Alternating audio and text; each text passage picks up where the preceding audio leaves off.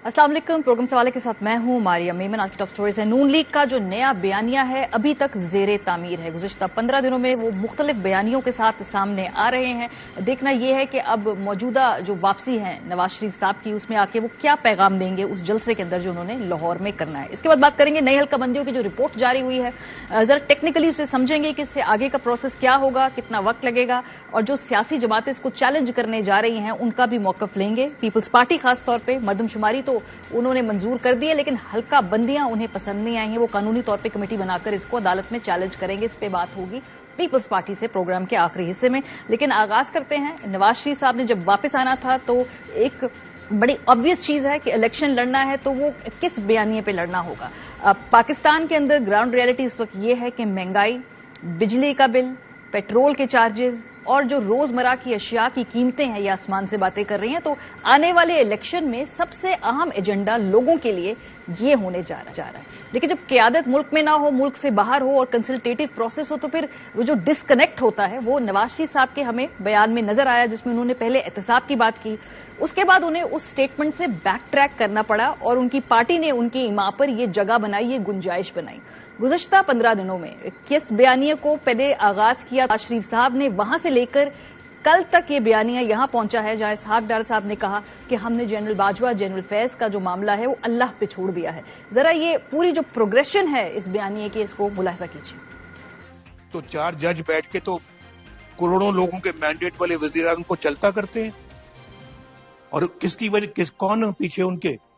उसके पीछे जनरल बाजवा और जनरल फैज है। ये लोग जिन्होंने मुल्क को यहाँ तक पहुंचाया, ये कैफरे किरदार तक पहुंचेंगे, बिल्कुल पहुंचेंगे। हम तो अपने साथ होने वाले सलूक का किसी तौर पर भी डिमांड नहीं कर रहे कि उनको कैफरे किरदार तक पहुंचाया जाए। हम तो डिमांड आज कर रहे हैं और पूरे जोर से कर रहे हैं कि 9-10 मई के किरदारों को आप कैफरे किरदार तक पहुंचाएंगे। ये है नवाज शरीफ का मुकदमा। आप कह रहे हैं एहतसाब होगा बाजवा साहब का? मैंने तो नहीं कहा। फैसला जो है वो जब इलेक्शंस होंगे उसके बाद क्या होता है। अक्सरियत जो है वो ये समझती है कि ये नारे पिट चुके हैं, इसके ऊपर कई दफा पहले लोगों के साथ हाथ हो चुका है, तो इसलिए शायद आम आदमी जो है वो इस मर्तबा इस तरह के जज्बाती नारों पे जाने की बजाय वो ये कहेगा कि जी मुझे बताएं कि जिन हालात में मैं इस वक्त खड़ा हूँ मुझे यहाँ से किस तरह से रिलीफ मिले। पाकिस्तान के तमाम अदारों में खुद एहतसाबी का एक तरीकाकार मौजूद है। कोशिश की जाए कि उन अदारों के अंदर खुद एहतसाबी का जो तरीकाकार है वो अमल में आ सके। आप हामी हैं कि इन दोनों को गिरफ्तार किया जाना चाहिए। चले किसी को गिरफ्तार करे ना करे, सजा दे ना दे, लेकिन कौम के सामने जो है ना ये बिल्कुल ये चीज जो है ये सब वाजे होनी चाहिए। उस दिन मियां नवाज शरीफ साहब कहाँ पे किससे क्या गलती हुई तो वो ये डिस्कस कर रहे थे, उसमें 2-3 नाम भी आ गए। अब हमारे ऊपर शायद ये फर्ज कर दिया गया है कि हम अब जब भी बात करेंगे तो उनके नाम जरूर लेंगे। समझते हैं कि जनरल बाजवा, जनरल फैज जो दीगर किरदार हैं उनकी अकाउंटेबिलिटी होनी चाहिए। मैं अपना मामला अल्लाह के सुपुर्द करता हूँ। वो है मियां नवाज शरीफ का दिल और वो है मियां नवाज शरीफ साहब की सोच। लीडर बयानिया तय करता है और लीडर ने तो आज नहीं 2017 में कह देता मैं अपना मामला अल्लाह के सुपुर्द कर दिया। 18 सितंबर से लेके 29 सितंबर 11 दिन के अंदर जिस तरीके से ये पूरी स्टेटमेंट्स तब्दील हुई हमने आपके सामने पेश कर दी। जो आखिरी स्टेटमेंट है बड़ी इंटरेस्टिंग है इसहाक डार साहब की, जिसमें उन्होंने कहा कि हमने अल्लाह पे मामला छोड़ दिया। इस मुल्क का अलमिया यही है कि जो सियासतदान है वो एक दूसरे को माफ नहीं करते हैं और वो सियासी इंतकाम भी लेते हैं, वो मामले अल्लाह पे नहीं छोड़ते। लेकिन जिनका हकीकी एहतसाब होना जरूरी है वो सारे मामले फिर वो रोजे आखिरत और अल्लाह के लिए छोड़ देते हैं। तो ये गुंजाइश फिर सियासी जमातें एक दूसरे के लिए भी निकालें, ये दिल एक दूसरे के लिए भी बड़ा करें, ताकि वो ये मामला भी फिर जाकर बाद में ही देखे जाएं, बजाय इसके कि दुनिया में ही एक दूसरे का हिसाब किताब खुद करना शुरू कर दें। प्रोग्राम का आगाज करते हैं जी। मोहम्मद मालिक साहब सीनियर तजियाकार हमारे साथ मौजूद हैं। हामिद मीर साहब इस्लामाबाद से हमें ज्वाइन कर रहे हैं। पीएमएलएन के बयानी पे भी बात करेंगे, लेकिन फिर हम बारी बारी पीपल्स पार्टी की पुरस्कार खामोशी और फिर पाकिस्तान तहरीक इंसाफ के मुस्तकबिल के ऊपर भी बात करेंगे। लेकिन मीर साहब, अब वो जो फाइनल बयान है जो कि डार साहब ने ये कह दिया है, तो हम इसको यही समझे कि ऑलमोस्ट नवाज शरीफ साहब ही कह रहे हैं कि फिर अल्लाह पे ये मामला छोड़ देंगे एहतसाब का। ये बैक ट्रैक क्यों करना पड़ा? क्या वो कट ऑफ थे ग्राउंड रियलिटीज से? क्योंकि जाहिर सी बात है जो उनको वहां पे बताया जाएगा उसी की बेसिस पे वो अपना बयानिया बनाएंगे, या फिर ओवर एम्बिशियस हो गए थोड़ा सा? देखिए मारिया साहबा, मुझे लगता है कि نواز شریف صاحب گراؤنڈ ریئلٹی سے کٹ آف نہیں ہے، بلکہ جن لوگوں نے ان کو فورس کیا ہے کہ وہ یو ٹرن لے لیں، وہ لوگ جو ہیں وہ گراؤنڈ ریئلٹی سے کٹ آف ہیں، اس لیے کہ نواز شریف صاحب جن لوگوں کے احتساب کا مطالبہ کر رہے ہیں، وہ آج پاکستان جس اقتصادی بحران کا شکار ہے اس میں ان کا بہت بڑا کردار ہے، اور نواز شریف صاحب رول آف لا کی بات کر رہے ہیں، تو جب آپ پاکستان کے تمام سیاسی اور معاشی مسائل حل کرنا چاہتے ہیں تو اس میں جو سب سے اہم ترین جو سلوشن ہے وہ رول آف لا ہے، تو رول آف لا اگر ہوگا تو سارے مسئلے حل ہو جائیں گے۔ یہ پہلی دفعہ نواز شریف صاحب کو فورس نہیں کیا جا رہا، مجھے اچھی طرح یاد ہے کہ اسی طرح جب 2016 میں پرویز مشرف کے خلاف ایک اسپیشل کورٹ میں ٹرائل چل رہا تھا اور نواز شریف صاحب وزیر اعظم تھے، اور وہ اکثر ہمیں پرائم منسٹر ہاؤس میں بلا کے پوچھتے تھے کہ جی یہ پرویز مشرف صاحب کے خلاف جو ٹرائل ہے تو ان کو عدالت میں کیوں نہیں پہنچنے دیا جاتا، یہ ہاسپٹل کیوں پہنچ جاتے ہیں؟ تو ہم ان سے کہتے تھے جی کہ آپ ہم سے کیوں پوچھتے ہیں، آپ اپنے وزیر داخلہ چودھری نثار سے پوچھیں۔ اور پھر کچھ میٹنگز ہوئیں، ان میٹنگز میں نواز شریف صاحب کو یہی کہا گیا کہ آپ سب کچھ اللہ پہ چھوڑ دیں اور پرویز مشرف کا احتساب بھول جائیں، اگر آپ پرویز مشرف کو پاکستان سے جانے کی اجازت دے دیں گے پاکستان کی اکانومی ٹھیک ہو جائے گی، پاکستان بالکل ترقی کی شاہراہ پہ گامزن ہو جائے گا۔ اور ان کے جو منسٹر ان کو یہ بات کہتے تھے، وہی منسٹر ہمیں بھی یہ بات کہتے تھے۔ تو اس کے بعد آپ کو یاد ہے مارچ 2016 میں پرویز مشرف صاحب کو پاکستان سے جانے کی اجازت مل گئی، اور اس کے بعد کیا ہوا، پاکستان کے معاشی مسائل نہیں حل ہوئے، اس کے بعد ایک پروسیس شروع ہوا اور نواز شریف صاحب جو ہیں وہ نااہل ہو گئے۔ اب وہی لوگ جو 2016 میں نواز شریف صاحب کو کہہ رہے تھے کہ پرویز مشرف کا احتساب نہ کریں، یہ والا معاملہ چھوڑ دیں، اب وہی لوگ ہیں ایگزیکٹلی جو کہہ رہے ہیں نہ باجوہ کی بات کریں نہ جنرل فیض کی بات کریں، اللہ پہ چھوڑ دیں اور سارے مسئلے حل ہو جائیں گے۔ میں آپ کو ایک بات بتانا چاہتا ہوں کہ جنرل باجوہ صاحب جو ہیں انہوں نے پچھلے 5-6 دن میں مسلم لیگ نون کے کم از کم 3 جو سینئر رہنما ہیں ان کے ساتھ بات چیت کی اور 2 بندوں کے ساتھ یعنی کہ 2 سینئر رہنماؤں کے ساتھ انہوں نے کافی سخت لب و لہجہ اختیار کیا اور کافی سخت الفاظ کا ایکسچینج بھی ہوا ہے، اور یہ وہ لوگ ہیں جو نواز شریف صاحب کا جو بیانیہ جب آیا تھا تو وہ اس کو سپورٹ کر رہے تھے، اور اب آپ دیکھیں گے کہ یہ لوگ خاموش ہو جائیں گے۔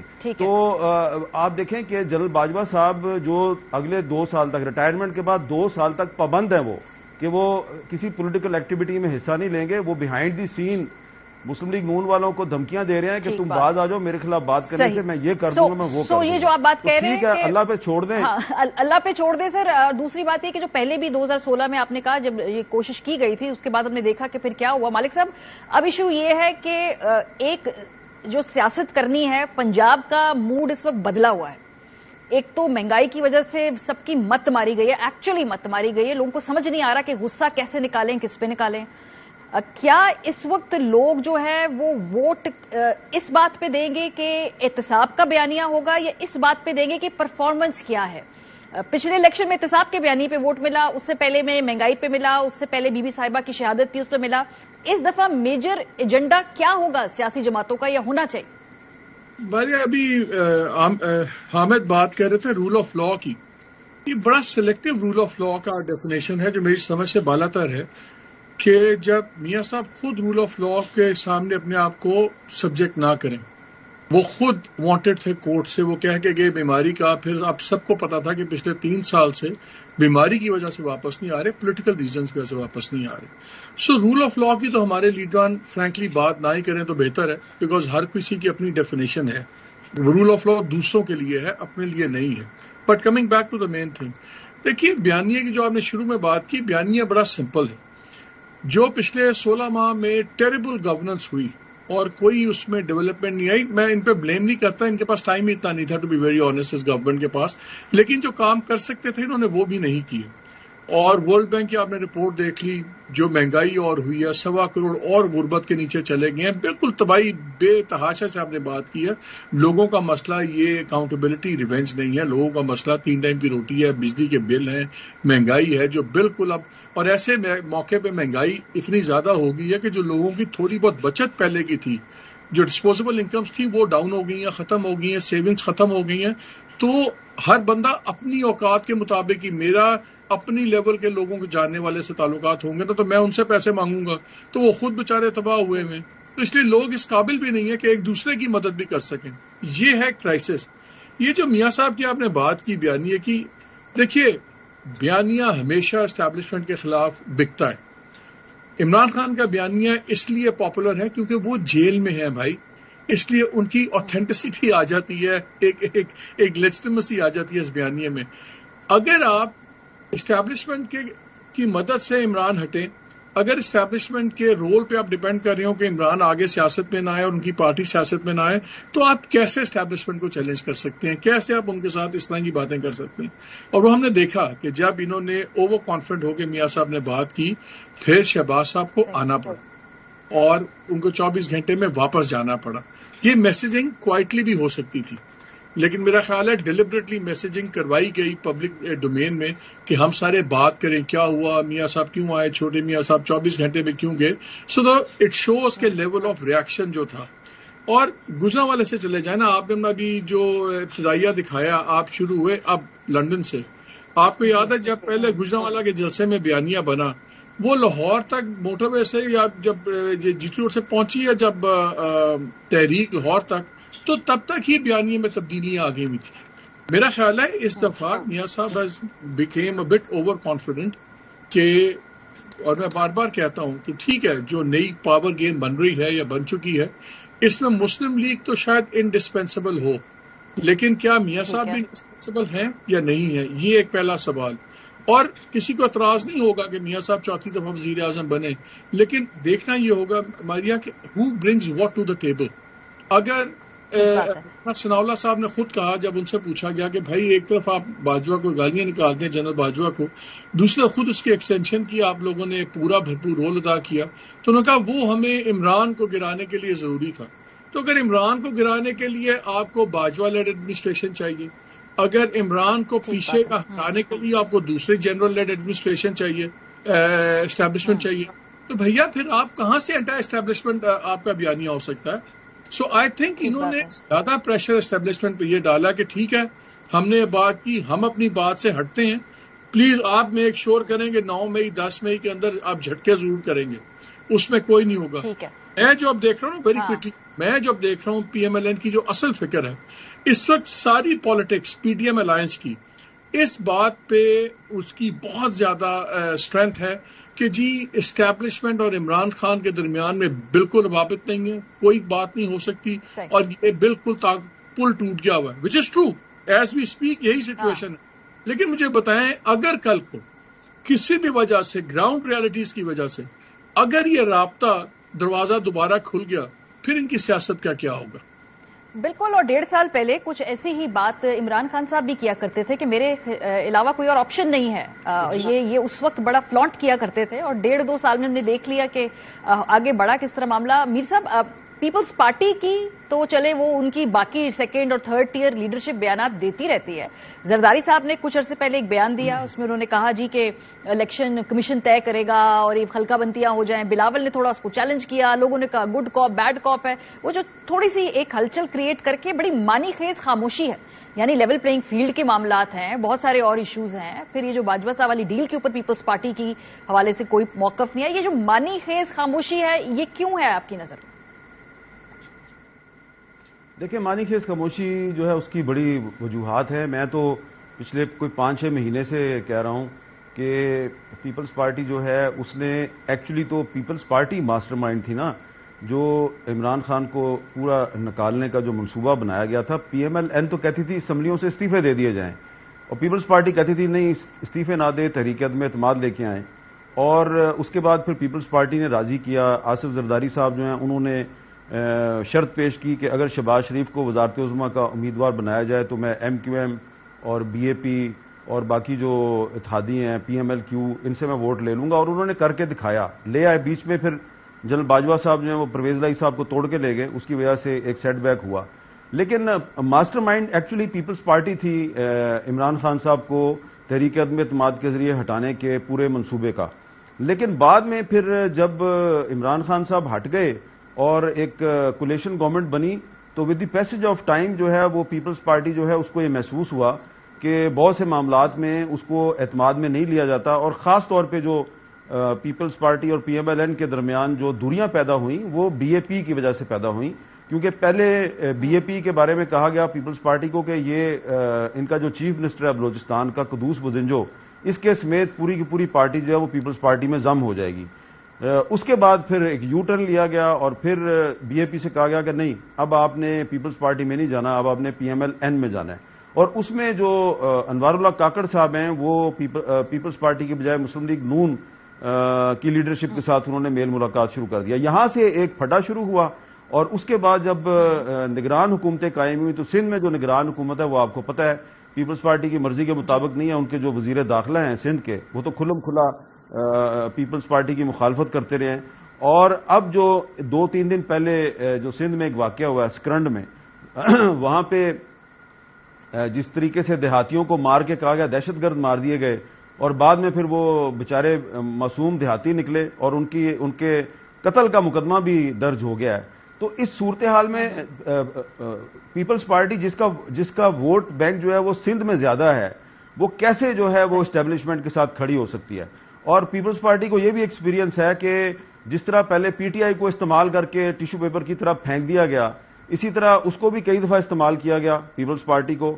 آپ کو یاد ہے کہ ایک تحریک عدم اعتماد جو ہے وہ مسلم لیگ نون کے چیف منسٹر کے خلاف بلوچستان میں لائی گئی تھی اور استعمال کر کے پھینک دیا گیا پیپلز پارٹی کو۔ اب وہی کچھ مسلم لیگ نون کے ساتھ ہونا ہے۔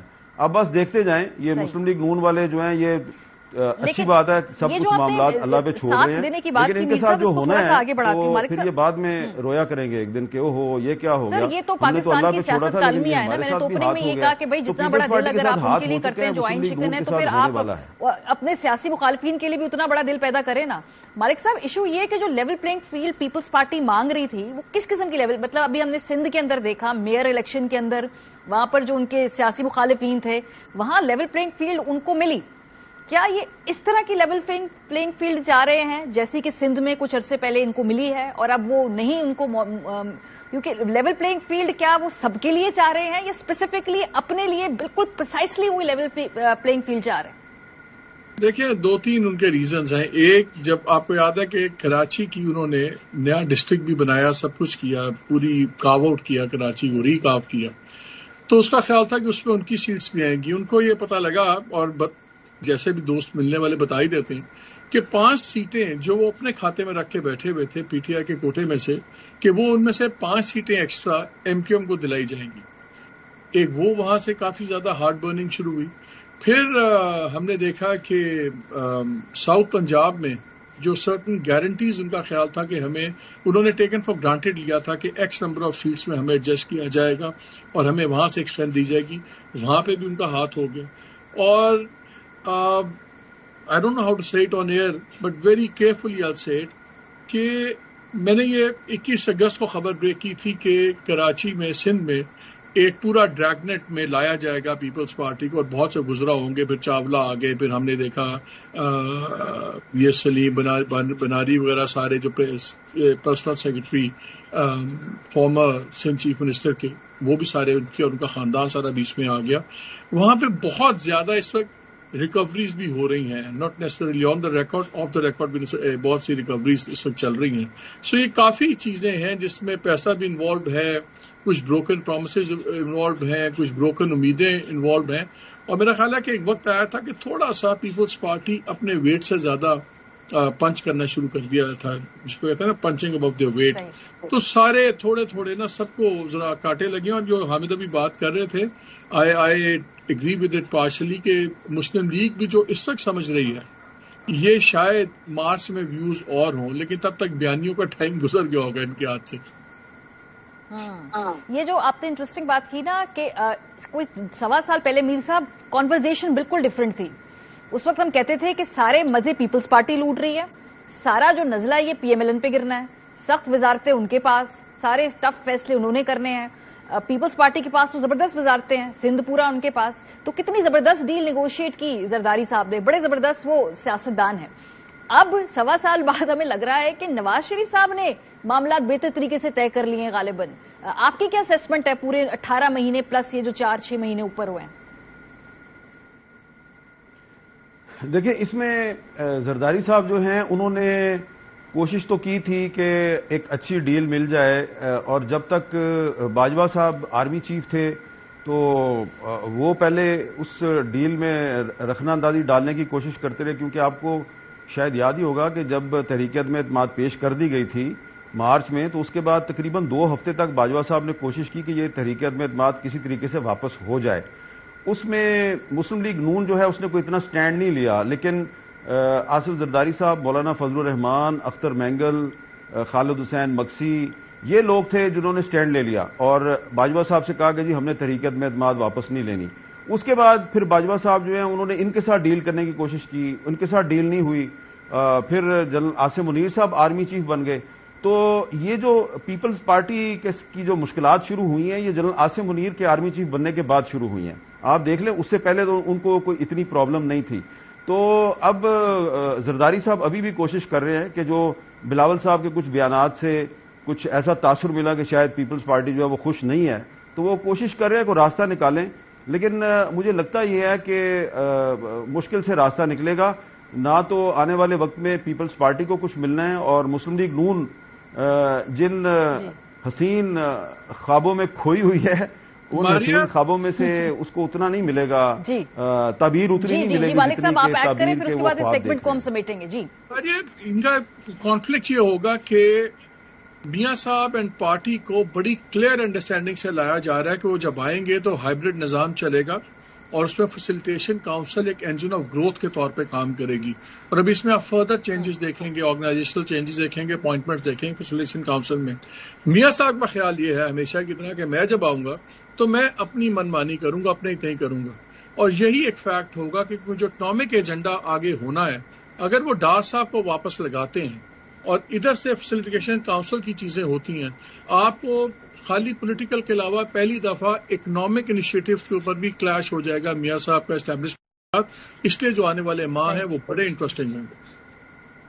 بہت شکریہ۔ ہمارے ساتھ محمد مالک صاحب موجود ہیں، حامد میر صاحب موجود تھے کہ آنے والے چند مہینوں کے اندر کیا پاسبلٹیز ہیں، اس حوالے سے ہم بات کر رہے تھے۔ بریک پہ جائیں گے، جب واپس آئیں گے حلقہ بندیوں کے نتیجے میں جو ساری تبدیلیاں آئی ہیں، جن پہ سیاسی جماعتوں کا بڑا سخت رد عمل بھی آیا ہے، پیپلز پارٹی، ANP ان کو چیلنج بھی کرنے جا رہی ہے۔ بریک کے بعد اس پہ بات کریں گے کہ قومی اسمبلی کی جو سیٹیں ہیں اس پہ مجموعی طور پہ کیا فرق پڑا ہے، اور ہر صوبے میں کتنا فرق پڑے گا ان نئی حلقہ بندیوں کے نتیجے میں۔ بریک کے بعد ہمارے ساتھ رہیں۔ Welcome back. جو نئی حلقہ بندیاں ہوئی ہیں مردم شماری کے بعد، اب ان کی ساخت سامنے آ گئی ہے، ان کی تعداد کیا ہے، کہاں سیٹیں بڑھ رہی ہیں، کدھر سیٹیں کم ہو رہی ہیں۔ جو نئی حلقہ بندیوں کے نتیجے میں نیا جو بساط ہے وہ کیا ہوگی، ذرا اس کو آسانی سے آپ بھی سمجھیں، اور ہم آپ کو مزید انفارم کرتے ہیں کہ نئے حلقہ بندیوں کے نتیجے میں کیا کیا ہونے جا رہا ہے۔ قومی اسمبلی کا سب سے پہلے ہم رخ کرتے ہیں۔ قومی اسمبلی کی جو پہلے نشستیں تھیں وہ تھی 272، اب یہ کم ہو گئی ہیں، یہ 266 ہو گئی ہیں۔ قومی اسمبلی میں یہ فرق پڑا ہے کہ آپ کے پاس نشستیں کم ہوئی ہیں 6۔ وفاقی دارالحکومت میں کیا فرق پڑا ہے؟ اسلام آباد سے وہاں پہ قومی اسمبلی کی 3 نشستیں مختص کی گئی ہیں۔ خیبر پختونخوا میں قومی اسمبلی کی نشستیں 39 سے بڑھ کر 45 ہو گئی ہیں۔ پنجاب میں قومی اسمبلی کی 141 اور سندھ کی 61 اور بلوچستان کی 16 نشستیں برقرار رکھی گئی ہیں، اس نمبر میں رد و بدل نہیں ہوا۔ کراچی کی قومی اسمبلی کی نشستوں میں مزید ایک نشست کا اضافہ کیا گیا ہے، جبکہ انٹیریئر سندھ سے جو سانگڑ کی ایک نشست ہے وہ کم ہو گئی ہے۔ قومی اسمبلی کے جو اکثریتی حلقوں میں ووٹرز کی تعداد ہے، اس کا جو سیمپل سائز رکھا گیا، جو سائز رکھا گیا ہے اس ووٹر کی پوری تعداد کا، وہ 8 لاکھ سے 9 لاکھ کے درمیان رکھا گیا۔ تو یہ قومی اسمبلی کے اندر آپ کو بتایا انٹیریئر سے سیٹ کم ہوتی ہے، کراچی میں بڑھتی ہے، باقی جو صوبوں کی وہ برقرار رکھی جاتی ہے۔ پنجاب اسمبلی میں کیا فرق پڑا ہے جی؟ لیٹس سی، پنجاب اسمبلی کی جو کل نشستیں ہیں وہ 297 رکھی گئی ہیں۔ راولپنڈی کی صوبائی نشستیں 15 سے کم ہو کر 13 ہو گئی ہیں۔ گجرات کی صوبائی نشستیں بڑھ گئی ہیں، 7 سے بڑھ کے 8 ہو گئی ہیں۔ بھکر کی صوبائی نشستیں 4 سے بڑھ کر 5 ہو گئی ہیں۔ قصور کی 9 سے بڑھ کے 10، راجن پور کی بڑی ہے، بھکر کی 4 سے 5 ہوئی ہے۔ اس کے بعد گجراوالا کی سیٹیں ہیں وہ کم ہوئی ہیں، 14 سے 12 ہو گئی ہیں۔ ملتان کی کم ہوئی ہے، سیالکوٹ کی نشستیں کم ہوئی ہیں۔ لودھرا کی نشست جو ہے وہ 5 سے کم ہو کر 4 ہو گئی ہے۔ مظفر گڑھ کی نشستیں کم ہوئی ہیں۔ ڈیرہ غازی خان کی 8 سے کم ہو کر 6 نشستیں ہو گئی ہیں۔ खैबर पख्तूनख्वा असेंबली जो है इसके नतीजे में वहां क्या फर्क पड़ा है? जी वहां फर्क ये पड़ा है कि जो नशिस्तें हैं वो 99 से बढ़ के 115 हो गई हैं खैबर पख्तूनख्वा में। पेशावर की सूबाई नशिस्तें अलबत्ता कम हुई हैं, वो 14 से कम होकर 13 हुई हैं। चित्राल की सूबाई नशिस्त 1 से बढ़ के इसको 2 कर दिया गया है। शांगला की नशिस्तें बढ़ी हैं, हंगू की नशिस्तें जो हैं वो कम हुई हैं। सिंध असेंबली में क्या फर्क पड़ा है? कराची की जो सूबाई नशिस्तें हैं उनमें इजाफा हो गया, उनको 3 मजीद सूबाई नशिस्तें मिल गई हैं। खैरपुर की नशिस्त कम हुई है, ठट्टा की खत्म हुई है, सांगड़ की कम हुई है। तो इंटीरियर सिंध में जहां पे लगता है कि बज़ाहिर पीपल्स पार्टी का वोट बैंक है वहां नशिस्तें कम हुई हैं। कराची में लगता है कि गालिबन इससे जो वहां पे अर्बन एरियाज में दूसरी जमातें हैं उनको फायदा होगा। खैरपुर और ठट्टा की भी एक नशिस्त कम कर दी गई है। पीपल्स पार्टी बहुत नाराज है, वो चैलेंज करने जा रहे हैं इन हल्का बंदियों के नताइज को। बलोचिस्तान असेंबली में जो उनकी नशिस्तों की तादाद है 51 ही रखी गई है और वहां पर कोई बड़ी तब्दीली नहीं आई है। सो इसके नतीजे में पीपल्स पार्टी से शाजिया मरी साहिबा का बयान है कि वो उसको चैलेंज करने जा रही हैं और वो चूंकि जाहिर सी बात है उनका हल्का डायरेक्टली से इफेक्ट हो रहा है। जेलम के अंदर मैंने बात की तो वहां पता चला है कि वो उसकी साख्त ऐसे तब्दील कर दी गई है तो कुछ हल्के जो कि नशिस्तें बरकरार रही हैं वहां पर भी शिकायत हैं। अब क्या वहां पे कैंडिडेट्स इसको चैलेंज करेंगे या नहीं करेंगे ये उनका इनफरादी फैसला होगा। एएनपी नाराज है, एएनपी ने भी ऑन रिकॉर्ड कह दिया है इमल वली खान साहब ने कि वो इसको चैलेंज करने जा रहे हैं। खैबर पख्तूनख्वा की जो आबादी है वो कहते हैं कि कम दिखाई गई है।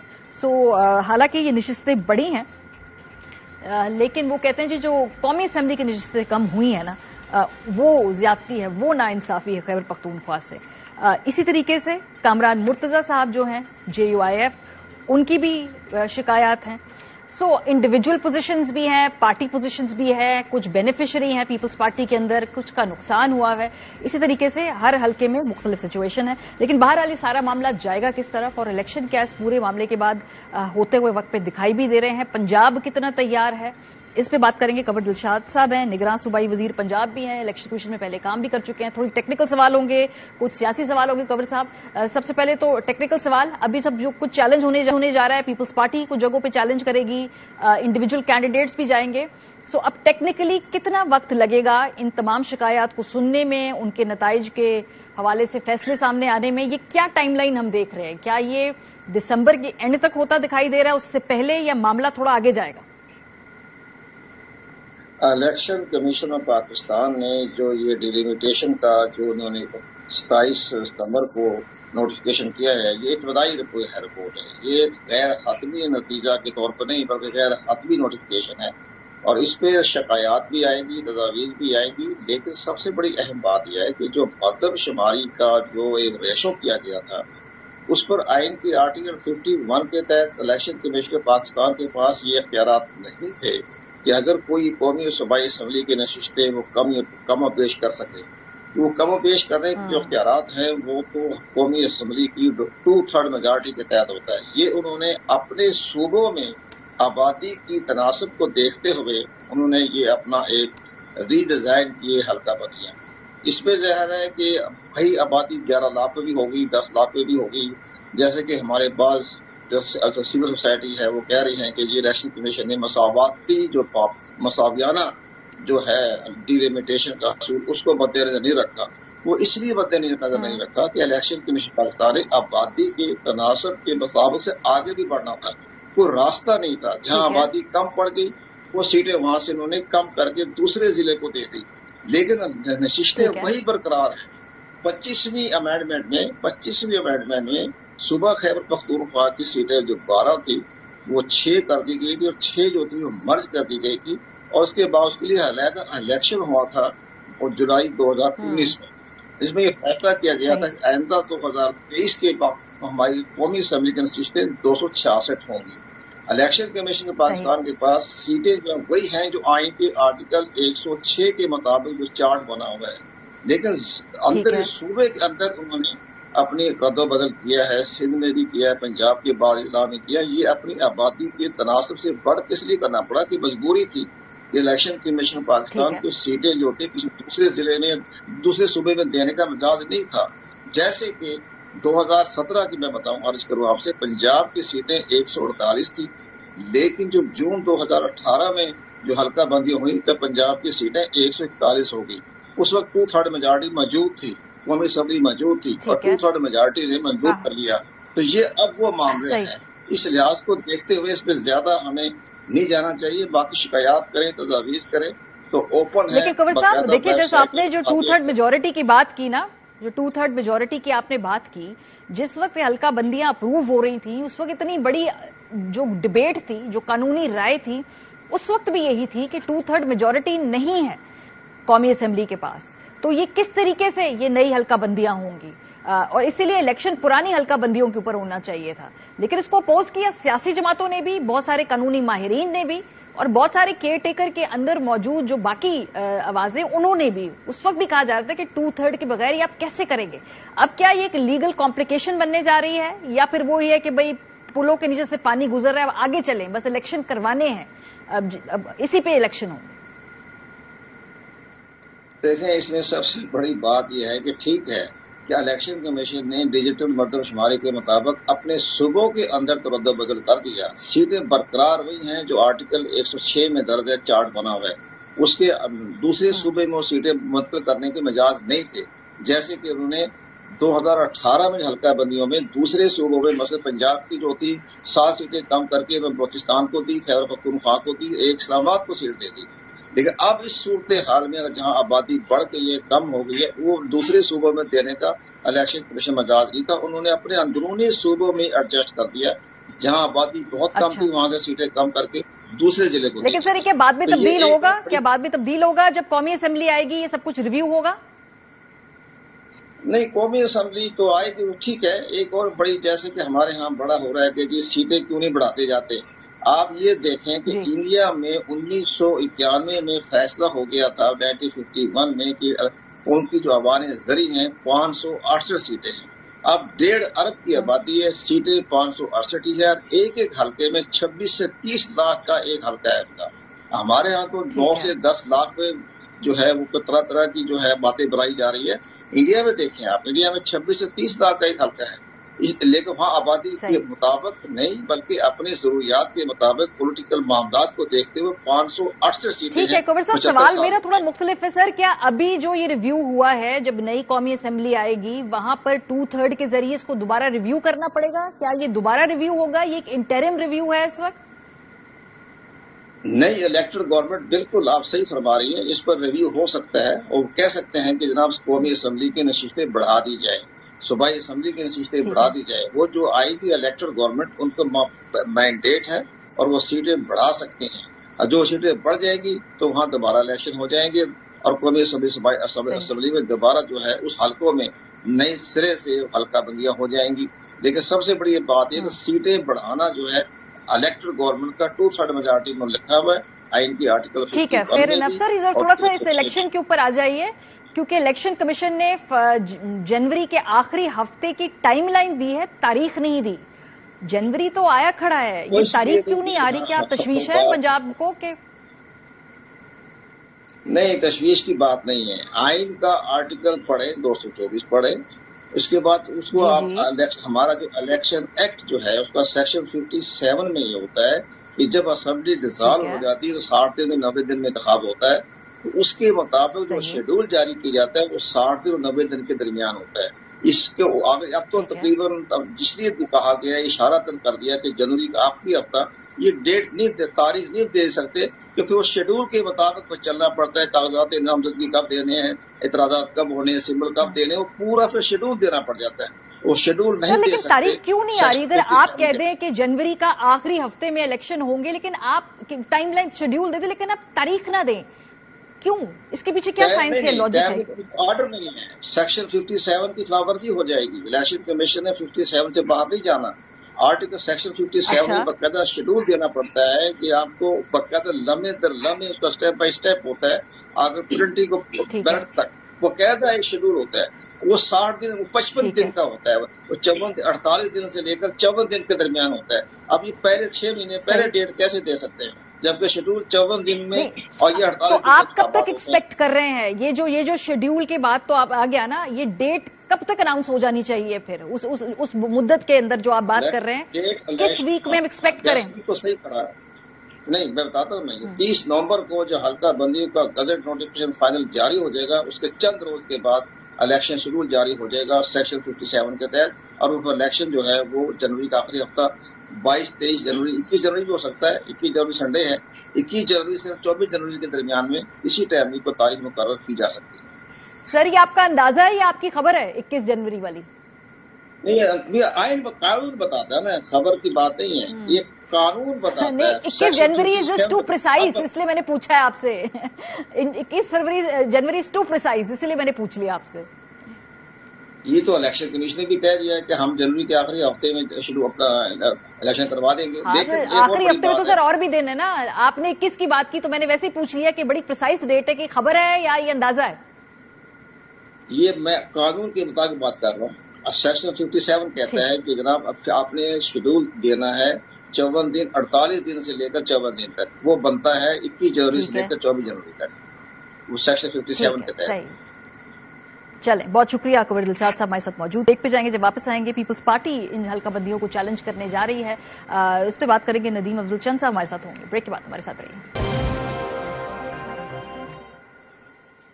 Welcome back. हल्का बंदियों के हवाले से हम ब्रेक से पहले गुफ्तगू कर रहे थे। अकबर दिलशाद साहब का ख्याल है कि नवंबर के आखिरी चंद दिनों के अंदर ये बाकायदा तारीख आ जाएगी जब भी तमाम चीजों के ऊपर रिव्यू हो जाएगा, तमाम शिकायत को सुन लिया जाएगा, और उनके नजदीक कोई 21 से लेकर 24 फरवरी के बीच की तारीख आती है इलेक्शन की, अगर आप आगे आईनी मुद्दत के हवाले से बात करें। पाकिस्तान पीपल्स पार्टी इस सारे मामले को चैलेंज करने जा रही है हल्का बंदियों को, इस पर बात करेंगे। चंद साहब, अवामी नेशनल पार्टी को एतराजात हैं, पीपल्स पार्टी को एतराजात हैं, इसके अलावा हमने देखा एमक्यूएम पाकिस्तान की भी कुछ एतराजात हैं, लेकिन जो इशू है इस वक्त के आप लोग इसको कानूनी तौर पे चैलेंज करने जा रहे हैं, तो आपकी एग्जैक्ट इशू क्या सीट टू सीट मामले के ऊपर इख्तलाफात हैं, या असूली तौर पे आपका ख्याल है कि ये हल्का बंदियां जो हैं ये इस वक्त होनी नहीं चाहिए हैं और इसको इलेक्शन के बाद देखा जाए मामला, जब नई असेंबली आए और उसके बाद ये सारा कुछ हो? देखें जी, हल्का बंदियां तो हम ये नहीं कहते कि नहीं होनी चाहिए, इलेक्शन डिले बिल्कुल नहीं होने चाहिए थे, 90 डेज में होने चाहिए थे, हमारा मौक़िफ़ तो ये था। अब चलो 90 डेज वाला मामला तो गुजर गया, लेकिन अगर हल्का बंदियों में मुझे तो बदनीति शामिल लगती है जी, बड़ी वाज़ेह। मैंने आप हमारे हल्कों के 4 टुकड़े किए गए, जो भी किसी दूसरी जमात का हल्का कुछ मजबूत था सिवाय एक जमात के, जो आजकल लाडली थी 5 दिन पहले तक, तो पता नहीं अब क्या सूरत हाल है उसकी। तो इसका अजीबो गरीब एक मामला कहा गया, मुखा लोगों को उलझाया गया है। लोगों के एक पुराने ग्रुप्स होते हैं, दड़े बनियां होती हैं, एक कम्पैक्ट एरिया होता है, वो सारी जो लीगल लैंग्वेज में भी जो इसकी डिमांड होती है हल्का बनियों की, उसको भी रद्द किया गया, और पॉलिटिकली भी लोगों के हल्कों को डैमेज किया गया। पता नहीं अब इसके पीछे क्या नजरिया है, तो मुझे तो नहीं समझ आती, लेकिन चंद लोगों को खुश करने के लिए ये किया गया है। तो असल चीज है कि इलेक्शन इस वक्त मुल्क अदम इस्तेकाम की तरफ गया हुआ है, लोगों के हालात बहुत खराब हैं, और ईमानदारी की बात यह है कि अल्लाह ताला खैर करे। हम तो समझते हैं कि ये मुल्क पहले है और रियासत बच जाए, हमारी सियासत बेशक बाद में आए, लेकिन इस वक्त अगर हम मुल्क को ही पीछे धकेल रहे हैं, पूरी दुनिया में हम एक ऐसे मोड़ में गुजर रहे हैं कि ना लोगों हम पे एतबार रहा है, ना पब्लिक को अपने लीडरों पे एतबार रहा है, ना पब्लिक को इस सिस्टम पे कोई एतबार रहा है। तो अब अगर इलेक्शन होंगे, इलेक्शन इशू नहीं है, इशू है फ्री एंड फेयर इलेक्शन। सिर्फ आप इलेक्शन करवा दें और उसमें बदनीति शामिल हो, और वो सिलेक्शन का कोई फायदा नहीं है। अगर लेकिन चंद साहब, चंद महीने पहले तक ना ये जो लेवल प्लेइंग फील्ड की आप लोग बात करते हैं, तो सिंध में मुयस्सर थी। हमने देखा मेयर का इलेक्शन हुआ, वहां पे बाकी तमाम जमातों ने शिकायत की, एक जमात इलेक्शन लड़ी नहीं, दूसरी जमात शिकायत करती रही। मैं समझता हूँ लेवल प्लेइंग फील्ड कोई भी हो, खा हमारी पार्टी का नुकसान हो या फायदा हो, ये इशू नहीं है। जनरल इलेक्शन जो है, जनरल इलेक्शन इस मुल्क की इस वक्त ऐसी सूरत हाल में जहां आदम इस्तेकाम अपने अरूज पर पहुंचा हुआ है, एक ही रास्ता है इस रियासत को आगे लेके चलने का, छोटे सूबों को साथ लेके चलने का, छोटे सूबों की महरूमियां खत्म करने का, कि आप फ्री एंड फेयर इलेक्शन कराएं, लेवल प्लेइंग फील्ड दें, अवाम जिसको वोट दें उसको हुकूमत करने का मौका मिलना चाहिए। वो सीईसी ने एक वो मैंडेट दिया तो था आपके चेयरमैन जरदारी साहब को, सॉरी वो आपकी पार्टी के जो قائد ہیں زرداری صاحب کہ وہ جا کے لیول پلے فیلڈ کے حوالے سے بات کرے. وہ پورا اجلاس ہوا تھا, اس سلسلے میں فیصلہ ہوا تھا. بات کرنی تھی, پی ایم ایل این سے بات کرنی تھی. اب اس کے بعد ہماری میٹنگ نہیں ہوئی. میں بھی اپنے گاؤں میں ہوں, مجھے نہیں پتا اس کے بعد ابھی فیڈ بیک ہمیں کوئی نہیں ملا. لیکن اس لیول وہ بات ہوئی ہے, رابطے ہوئے ہیں, یا ہمیں تو بظاہر کوئی رابطہ سوائے چودھری شجاعت صاحب سے جا کے ملے ہیں, اس کے علاوہ کوئی رابطہ دیکھا نہیں ہم نے بظاہر. میری بات تو سن لیں, مجھے پتا ہے چودھری شجاعت صاحب سے ملے ہیں, لیکن جو لیول پلینگ فیلڈ کا پہلا رزلٹ ہمیں حلقہ بندیوں کی صورت میں ملا ہے, وہ کوئی اچھا نیک نیتی کی بنیاد پہ نہیں ملا, وہ اچھا میسج نہیں گیا. ٹھیک ہے, تو اس کا مطلب ہے کہ سر یہ میسج چونکہ جو آپ کی کوششیں ہیں یا جو آپ کی ملاقات ہے وہ رنگ نہیں لے کے, تو کیا آگے بھی اب یہی پیٹرن ہوگا نا؟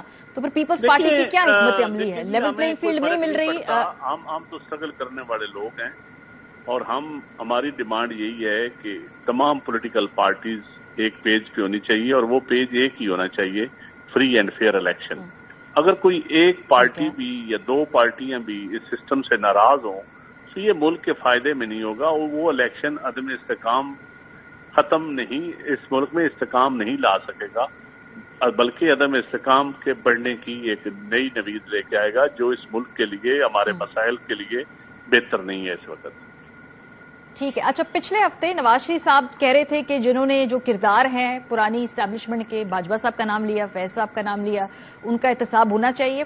کل ڈار صاحب نے کہا کہ اب یہ معاملہ ہم اللہ پہ چھوڑتے ہیں. سو پیپلز پارٹی کی کوئی شکایات ہے, یا آپ نے بھی یہ معاملہ اللہ پہ چھوڑ دیا ہے کہ جو بھی ہوا؟ نہیں, دیکھیں جی, ہمارا موقف تو بڑا واضح ہے کہ دیکھیں, آپ صرف ان لوگوں کا احتساب کریں جو آپ کے خلاف رہے ہوں, اور جو آپ کے سہولت کار رہے ہوں ان کا آپ نام ہی نہ لیں.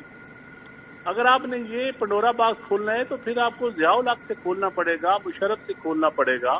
اور میں سمجھتا ہوں کہ اس وقت ہمیں لڑائیاں ختم کرنے کی ضرورت ہے. اس وقت میاں صاحب کا جو موقف تھا وہ لڑائیاں اور اس میں انتقام تھا. ہم چاہتے ہیں کہ اس میں لڑائیاں ختم کرنے کا ٹائم ہے. اور باقی آپ نے باجوہ صاحب کو خود اپنے ہاتھوں سے ایکسٹینشن دی ہے, ان کا موقف تو اس دن, ان کا نظریہ, ان کا ووٹ کو عزت دو والا, یا ان کا وہ نظریہ تو اس دن ہی ختم ہو گیا. اب پتہ نہیں انہوں نے یہ بیان کیوں دیا, میری سمجھ سے بالا تر ہے, وہ سینئر لیڈرشپ ہے, اب وہ خود ہی اس کی وضاحت کریں گے. اور میرے خیال میں ان کے اس بیان سے تو ان کی پارٹی بھی اتفاق نہیں کرے گی, جب میاں شہباز شریف صاحب تو کم از کم نہیں کریں گے. ٹھیک ہے, بہت شکریہ. ہمارے ساتھ چند صاحب موجود تھے, کہہ رہے تھے کہ حلقہ بندیوں کے حوالے سے جو یہ نتائج سامنے آئے ہیں وہ لیول پلینگ فیلڈ کی شکایات پہنچانے کے باوجود کوئی اچھا پیغام آگے سے نہیں آیا ہے. پیپلز پارٹی اس سے مطمئن نہیں ہے. پروگرام کا وقت ختم ہو گیا. اپنا فیڈ بیک دینا مت بھولیے گا. خیال رکھیے. خدا حافظ.